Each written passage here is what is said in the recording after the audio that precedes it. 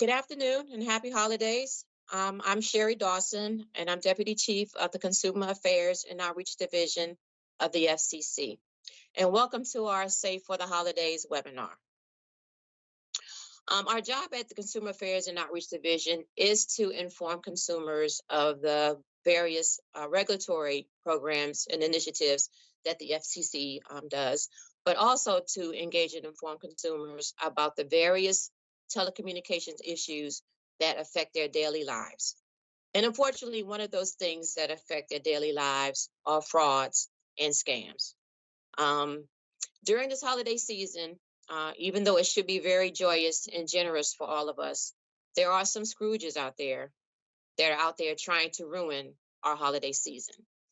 And the fact that it gets so busy, and with the business of the holiday season, we're more susceptible to these fraudulent acts and actors.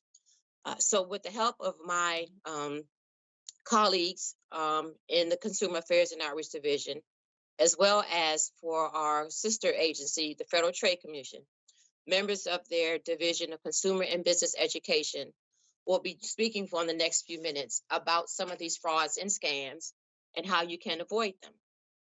Each presenter will speak on a specific topic. We will talk about illegal robocalls and robotexts, email and cell phone fraud, online shopping scams, and charitable contribution scams. One housekeeping note, for those who may regularly view our live events, we will not be having live questions today. Many of our staff have already started their holiday vacation. So what we'll be doing, we will have you please send your questions for any of our presenters. Please send that email to outreach@fcc.gov. You see the slide on the screen? That's outreach@fcc.gov. And we will do our best to answer any questions that you may have in the next 24 to 48 hours. With that being said, we'll get started with our program. Our first presenter will be Anthony Butler of the Consumer Affairs and Outreach Division. Thank you, Sherry. Good afternoon and happy holidays. My name is Anthony Butler. I'm a Consumer Education and Outreach Specialist in the Consumer Affairs and Outreach Division here at the FCC. I would like to thank you all for joining us today for our Safe for the Holidays virtual webinar. Today we'll be talking about those annoying robocalls and texts we all seem to get bombarded with on a daily basis. Next slide. Thank you. Robocalls are the calls that are auto-dialed or where the content includes an artificial or pre-recorded voice to landline. This also includes all auto-dialed or pre-recorded calls and text messages to wireless numbers. Unwanted calls, including illegal and spoofed robocalls, are the FCC's top consumer complaint and our top consumer protection priority. Spoofing is when a caller deliberately falsifies the information transmitted to your caller ID display to disguise their identity. Next slide.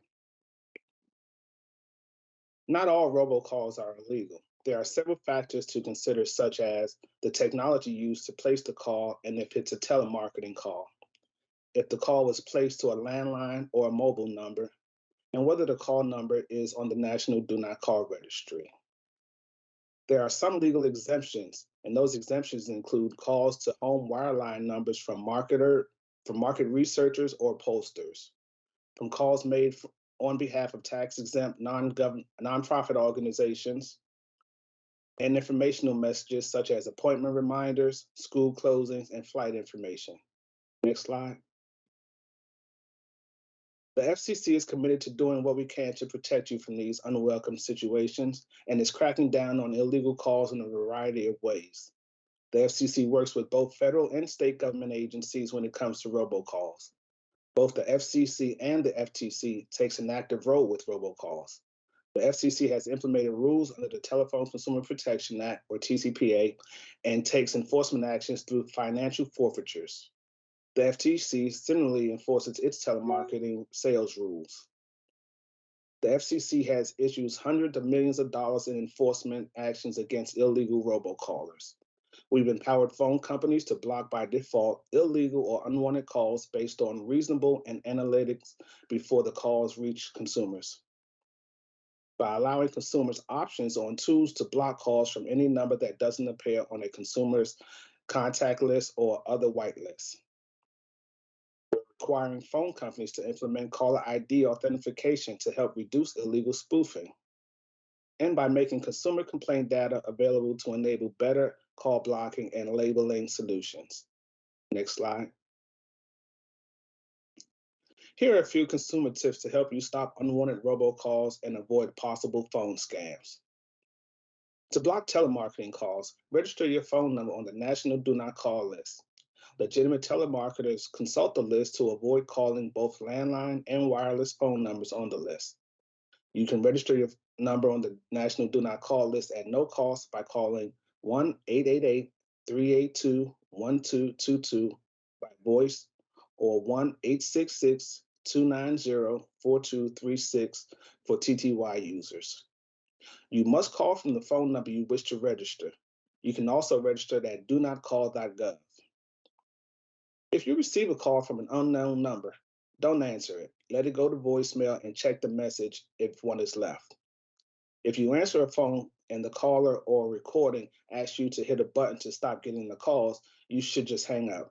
Scammers often use this trick to verify the number is good, and you may become a potential target in the future. Do not respond to any questions, especially those that can be answered with a yes. They may record your yes answer and use it as a form of verbal authorization for something else. Never give out personal, identifiable, or financial information over the phone, such as account numbers, social security numbers, your mother's maiden name, etc.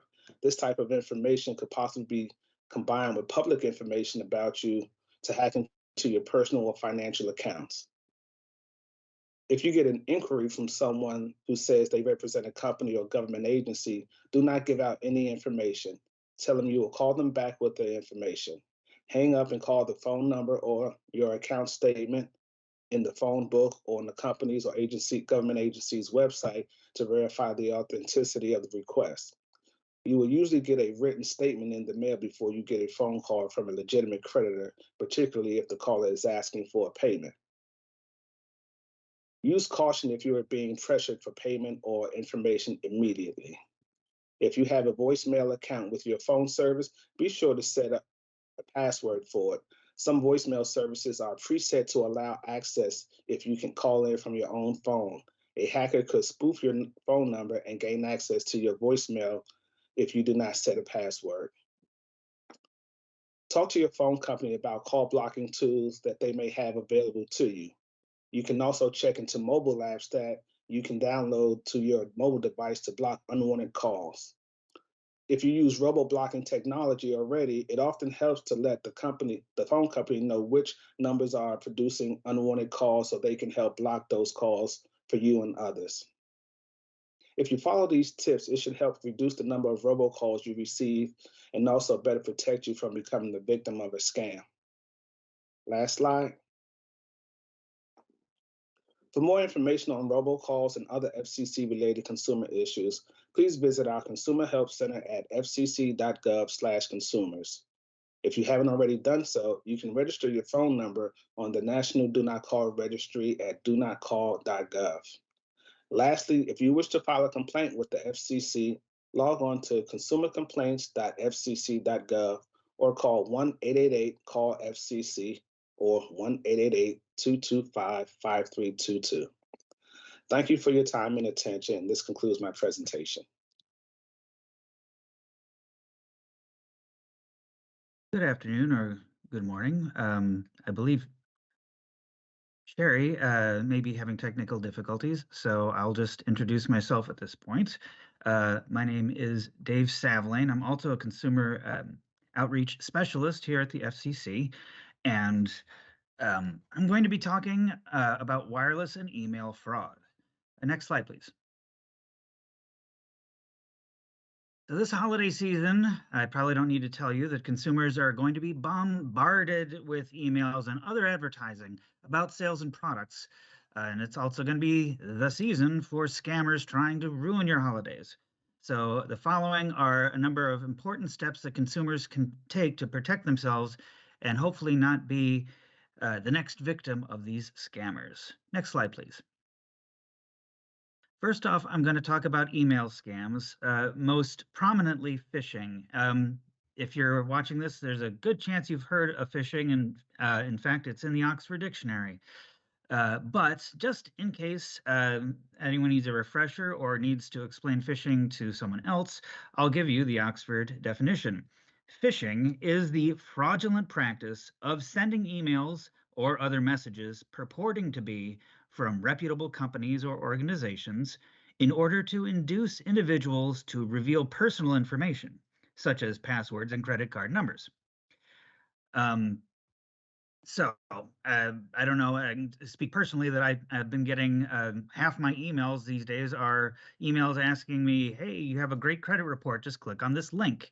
Those emails pretend to be from TransUnion or Equifax or Experian, but they actually aren't.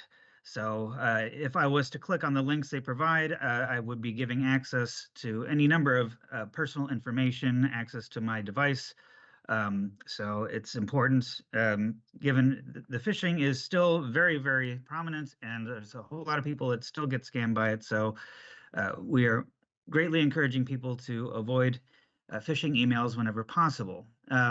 Following tips can help you avoid email scams such as this. So if you receive an email or text message from an unknown or suspicious source, do not click on any of the links, as I just mentioned, that are inside the email or text, and don't call back any phone numbers that they provide. If you're interested in whatever it is they're talking about, you can go to the source directly. If they pretend to be from Amazon, you can go directly to Amazon. You don't need to answer the email. Do not provide any personal identifiable information, or PII, to others without verifying their credibility. That PII can be used to steal your identity. Open bank accounts in your name, access accounts you already have, etc.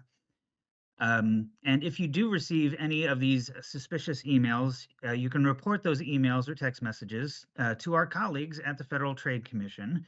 The link there, I'm sure they'll give it to you as well later, but reportfraud.ftc.gov. That's reportfraud.ftc.gov. You can also contact your email provider or wireless provider about the suspicious email or text message, and be sure to include the entire message, as this will help them track down the scammer or help them block such scamming emails in the future. Next slide, please.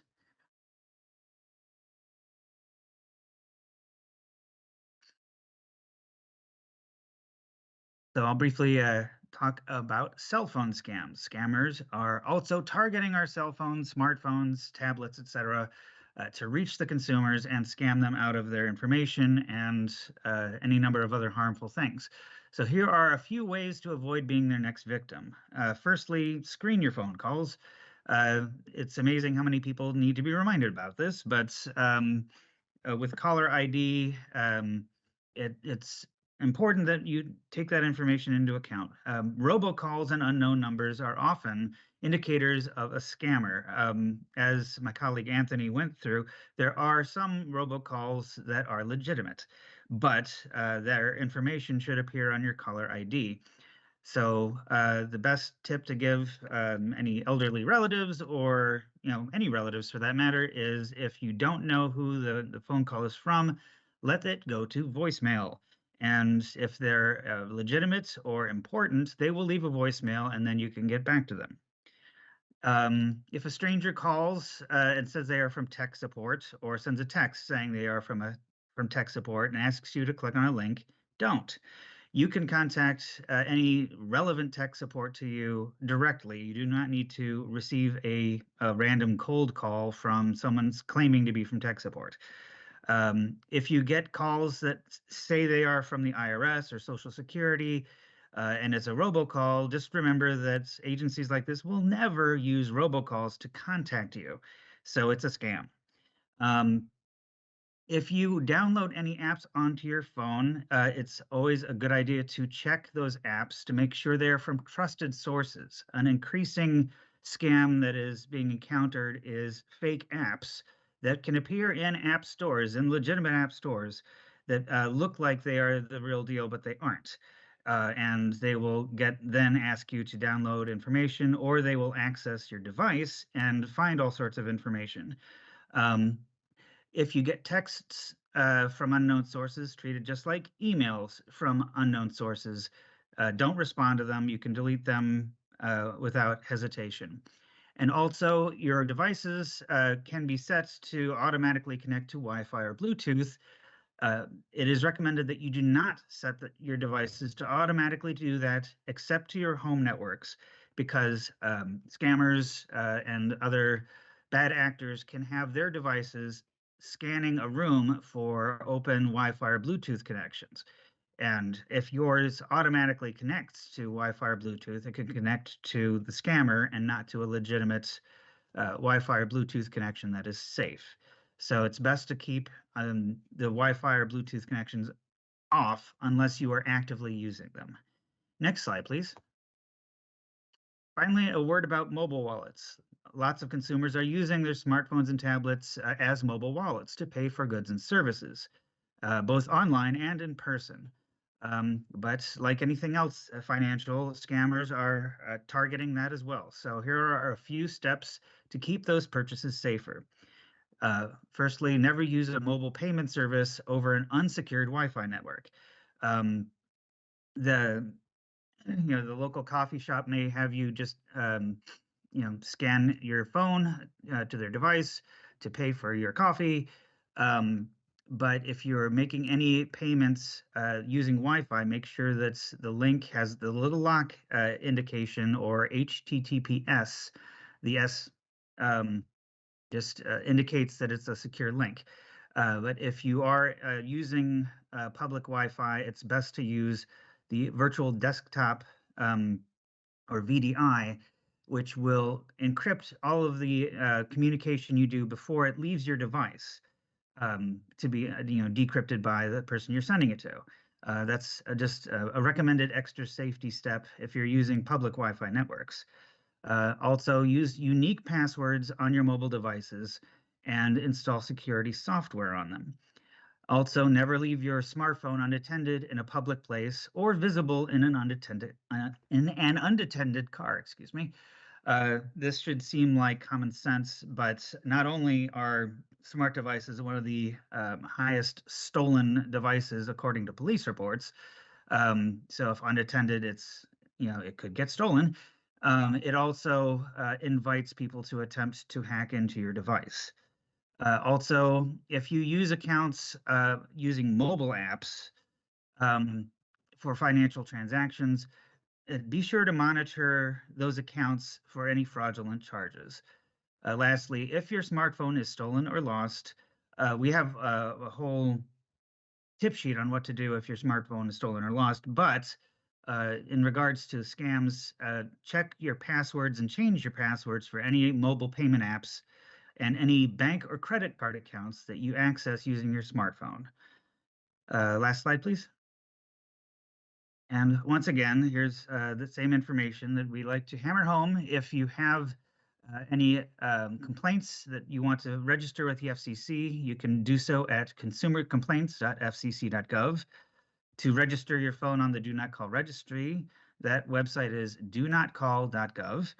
And if you have any other interest in consumer topics at the FCC, we have over 160 consumer guides and a number of other tip sheets in several languages at www.fcc.gov/consumers. So here's wishing all of you a happy and safe holiday season. Thank you very much.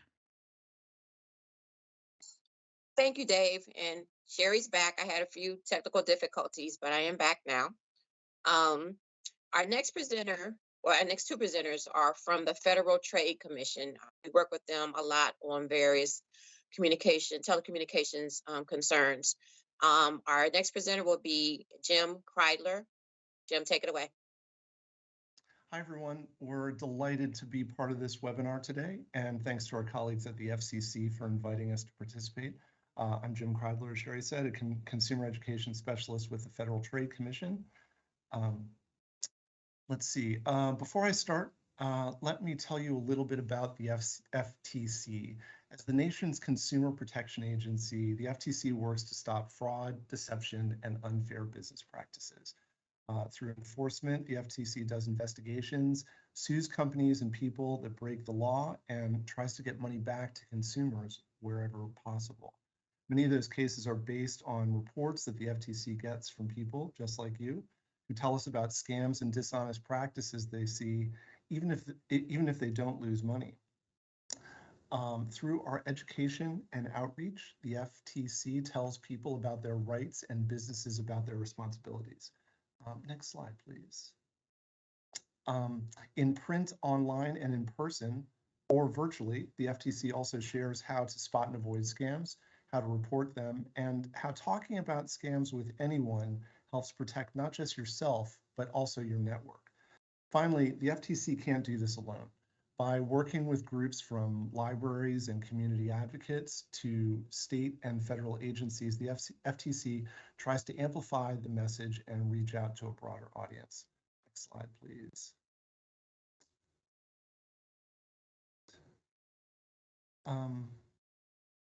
I'll just keep going here. So let's jump right in. Today we're going to talk a little bit about the holiday season. It's upon us, and it's a good time to talk about shopping and how to avoid scams and problems that come up. We'll discuss how to spot fake websites, confirm important details, protect your payments, and take steps for you to take to spot when you do spot a scam. So we'll talk a little bit about spotting fake sites first. So let's say you're shopping online and you run across an unusually low price. Should you jump on it quickly before the deal goes away? I'm saying no, and here's why. One sign of a scam is a surprisingly low price, especially on things that are in short supply. Think about any IT toy from December, right? Really any December. Scammers set up fake websites or profiles on social media. They use images of products and the brand logo to make you think that you're buying stuff from an official website. If you buy, at best, you'll get a knockoff, but at worst, you might get nothing. So before you order from an online store that you don't know, check them out. Search online for the site's name and use words like review, complaint, or scam, and see what other people are saying. It's a good idea to check out a few sources before you hand over your money. Okay, and let's turn now to looking up delivery and return and refund information. So once you've checked out a site and you've checked out what people say about the site and the stuff that you want to buy, let's see, that's it, just a little further, there we go. Before you buy, find out about shipping and delivery. Honest businesses want happy returning customers, so they honor their delivery window. When you buy online, sellers have to ship your order in the time they promised. If they didn't give you a specific time, they have to deliver within 30 days. If they don't, tell the seller as soon as possible. If they didn't ship your item within the time frame that they promised, the law says that you can cancel your order for a full refund. Next slide, please. While you're at it, also check out the seller's refund and return policy. This is especially important if you're buying something on sale or clearance where the rules might be stricter. If you think you qualify for a return, but the seller won't give you your money back, you have some options. Start by filing a complaint, however the site takes them. Visit websites for groups like Call for Action, Consumer Action, or the Better Business Bureau to file a complaint and start a review. Share your experience on social media. Companies monitor social media and might reply if they see that you're dissatisfied with their response to your complaint. Next slide, please. Let's move forward. I'm sorry, one more slide, please. Okay, wherever possible, I'm sorry, one more slide forward. There we are. Payment methods. Okay, so let's say you're ready to buy. If possible, use a credit card instead of a debit card. Credit cards give you the most protection against fraud, including being able to quickly dispute charges if there are problems with your purchase. To help you get your money back from the seller or filed a dispute with the credit card company, keep information about what you bought, when you bought it, and how much you paid. Always save your receipts and confirmation emails and hold on to them until you get what you ordered and you know that you won't return things. If you discovered that you paid a scammer, the product was fake, or you never got it, your credit card payment can be charged back quickly once you report it to your card. And then here's probably the most important point, which is only scammers will demand that you pay by gift card, by wiring money through companies like Western Union or MoneyGram, or with cryptocurrency. Scammers want you to pay in these ways because they're nearly impossible to trace or reverse. Next slide, please. But what if you don't have cash or credit to pay in full right away? Whenever you're shopping online or in a store, a business might give you multiple ways to pay, things like rent-to-own, layaways, or buy now, pay later plans. With some of these plans, you could end up paying a lot more in the long run. So there's a decision to make. If you're considering paying over time, ask yourself, do I need this thing so badly right now that I'm willing to pay far more over time than the actual price? Even if the answer is yes, before you choose one of these plans, find out about the terms and conditions. What will you have to pay and when? And penalties for late payment, and what to do if there's a problem. Next slide, please. So sometimes there's a problem with something you ordered. Maybe it's not the color you were expecting, or it arrived damaged. If you have a similar problem, try and work it out directly with a seller. But if the product was fake, if it is not even close to what you ordered, or you never got it, you may have been scammed. If you fall into the scam category, act quickly. If you paid a scammer, contact the company you used to pay them. So that could be the bank, the credit card company, the gift card company, the wire transfer service, or the money transfer app. Tell them it was a fraudulent charge and ask them to reverse the transaction so you can try and get your money back. It might not work, but it's always worth giving it a try. Then take a few minutes to report the scam at reportfraud.ftc.gov. After you report it, you'll get advice on what to do next and to protect yourself. Next slide, please. So this is what the site looks like. This is reportfraud.ftc.gov. If you or someone you know sees a fraud, a scam, or a bad business practice, please tell the FTC. Even if you didn't lose money, please tell us what you saw. The FTC uses these reports to investigate and bring law enforcement cases. Reports also help the FTC know what scams to alert people to so they can protect themselves, their friends, and their family. When you follow a few short steps at reportfraud.ftc.gov, your report is instantly available to more than 3,000 federal, state, and local law enforcers across the country. And once you tell the FTC what happened, you'll get advice on what to do to recover and how to guard against frauds in the future. Next slide, please. As I've said, partnerships with community members and organizations are an important way to get the word out and to hear about what's happening in different communities. Now you're part of that network, and we hope that you'll share what you've learned with people you know. Here are some of the places to learn more about job scams, money-making schemes, and other consumer protection topics, as well as important ways to keep in touch. So ftc.gov online shopping gives advice about everything that we've talked about today. Consumer.ftc.gov has articles, videos, and graphics about a whole range of consumer protection topics. ftc.gov/consumer alerts is really the best way to keep up to date with the scams that the FTC is seeing. And then finally, ftc.gov/bulk orders, where you can order free printed material in English and Spanish that will be shipped to you for free. And we hope that you'll order often and early. So whether you get FTC materials online or in print, we hope that you'll share them with family, friends, and in your communities. And next slide, please.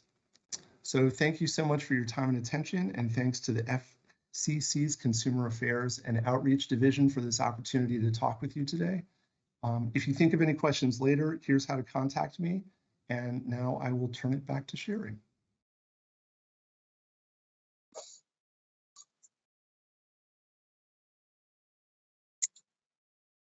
Thank you, Jim. Our next presenter will be Andrew Ryo. He's also with the Federal Trade Commission's business, Division of Consumer and Business Education staff. So go ahead, Andrew. Thank you very much, Sherry. and hello, everybody. Just like Jim, I am a consumer education specialist at the FTC. And before I jump in, I'd like to preface by letting you know that a lot of the advice that I'm going to share with you today is very much in line with everything that Jim has just shared, and also from the presenters from the FCC as well. So it's all important information. If it sounds a little repetitive, it's because we really want you to be aware and know what you can do to help spot and avoid scams. Next slide, please. Okay, for lots of us, the holiday season is a good time for cheerful giving. But unfortunately, charity scammers ruin the mood by trying to cash in on your goodwill. Today, I'd like to talk with you about some ways to spot and avoid charity scams. Don't worry about remembering everything that you see on the slide. I know there's a lot of text because we're going to go over each point one by one. So let's go ahead and get started. Next slide, please. Most organizations use heartwarming messages to inspire you to give, but scammers are aware of that and they try to do that too. So before you donate to a charity, search the charity's name online with words like complaint, fraud, and scam. The Better Business Bureau's Wise Giving Alliance, as well as Charity Navigator, Charity Watch, and Candid offer reports and ratings about how charitable organizations spend the donations they get and how they conduct business. If you find anything online when you're searching about an organization that worries you, maybe find another way to give to the cause. Next slide, please. Lots of people donate through social media or other platforms. If you donate through an online platform, they might keep part of the money as a fee before sending the rest to your chosen charity. That information should be clear and easy to find on the platform's website. But if it's not, consider donating directly to the charity instead. No matter how you're donating, know that scammers pressure you to give right away. They don't want you to have time to do research about their claims. They don't want you to ask questions or do any sort of thinking. Honest charities always need your donations, but they're not going to rush you into donating immediately. If they do, consider giving elsewhere. Next slide, please. Okay, so you're ready to donate. If possible, use a credit card instead of a debit card. Credit cards give you the most protections when it comes to fraud, especially being able to quickly dispute charges if there are problems with your donation. Always save your receipts or confirmation emails just in case so that you can use them in the off chance you need to do a dispute. Here's a warning sign for any kind of scam. Only scammers will demand that you pay by gift card, by wiring money through companies like Western Union or MoneyGram, or with cryptocurrency. Scammers want you to pay in these ways because they're nearly impossible to trace or reverse. If someone says that these are the only ways for you to donate, you know it's a scam. Next slide, please. Once you've donated, keep a record of who you've donated to. Review your statements closely to make sure you're only charged the amount that you agreed to donate and that you're charged the number of times you agreed to. For example, a one-time donation versus a recurring monthly donation. Be aware of which you've chosen. It's worth mentioning again to hold on to your receipts or confirmation emails in case you need to dispute a charge. Next slide, please. If you discover that you paid a scammer, contact the company you used to pay them. So that could be your bank, the credit card or gift card company, the wire transfer service, the money transfer app, or the cryptocurrency company. Tell them it was a fraudulent charge and ask them to reverse the transaction so you can try to get your money back. It might not work, but it's always worth trying. Then take a few minutes to report the scam at reportfraud.ftc.gov. After you report it, you'll get advice on what to do next to recover and protect yourself. Next slide, please. And this probably looks fairly familiar. This is reportfraud.ftc.gov. This is what it looks like when you report a scam. Again, if you or someone you know sees a fraud, scam, or bad business practice, please tell the FTC at reportfraud.ftc.gov. As Jim mentioned earlier, even if you didn't lose money, please tell us what you saw. We use reports to investigate and bring law enforcement cases at the FTC, and they also help us to know what scams to alert consumers about, people like you and me. so that we can protect ourselves and our friends and family. Next slide, please. We can all help by sharing resources like the ones that you've heard about today. Here are some of the resources that talk about charity scams and other consumer protection topics, and an important way to keep in touch. Jim has already mentioned about consumer.ftc.gov, as well as ftc.gov/consumer alerts that you can sign up for to be in the loop with the latest from the FTC. ftc.gov/charity is where you can go online to learn more about charity scams, and fraud. And as for ftc.gov/bulk order, I'd like to speak a little bit about that website. That is a website that has the FTC's print materials available for order. A lot of our advice about scams and fraud prevention are available in publication form. If you go to ftc.gov/bulk order, you can actually order those publications and deliver them to your house, to your organization, to another colleague's organization if they're interested and want to learn more for free. All of the publications are free, delivery is free.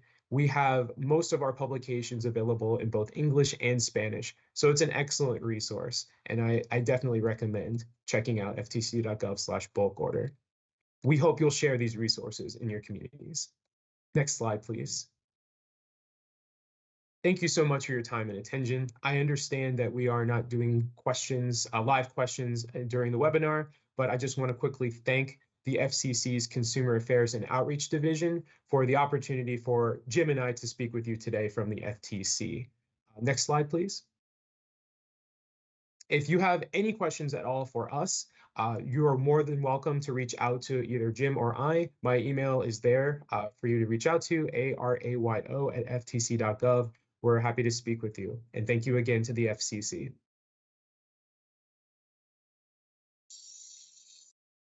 Thank you, Andrew. That's the end of our presenters for today. We hope that everyone was able to get some great information from our presenters. I want to thank Anthony, Dave, Jim, and Andrew for their presentations. I also want to thank Renee, who has been handling the slides. I want to thank Ashley, who has been handling the captioning. And I'd also like to thank Jeff, Steve, and Greg from our CMR AV team. To end our presentation, our webinar, our boss, Lila Sheeta, will be coming to do the closing remarks. But again, I'd like to remind everyone that if they do have any questions for any of the presenters, please send your questions to outreach@fcc.gov. Again, that's outreach@fcc.gov. Thank you very much, and here's Lyle. Hi, thank you very much, Sherry. I appreciate it. On behalf of the Federal Communications Commission, we also want to do a quick invitation to everyone viewing this webinar for our commission open meeting, which is this Wednesday at 10:00 a.m.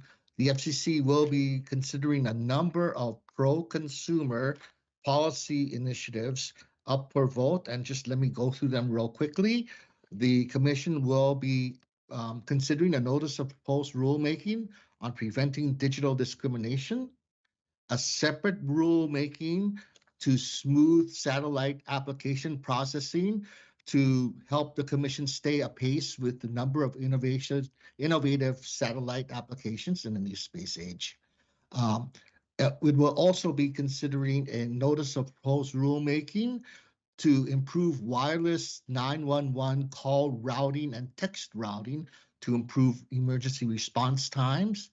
And it will be considering a number of changes and fixes to improving accessible phone services with the Telecommunications Relay Service Fund for Internet Protocol Caption telephone services. And separately, the FCC will be considering an enforcement action whose details will be revealed publicly only if the chairwoman and commissioners choose to adopt it. And with that, on behalf of the roughly 1,500 members, men and women of the Federal Communications Commission, thank you for joining us. Really appreciate your time. This webinar will be available in archives beginning tomorrow. Thank you and have a happy holiday.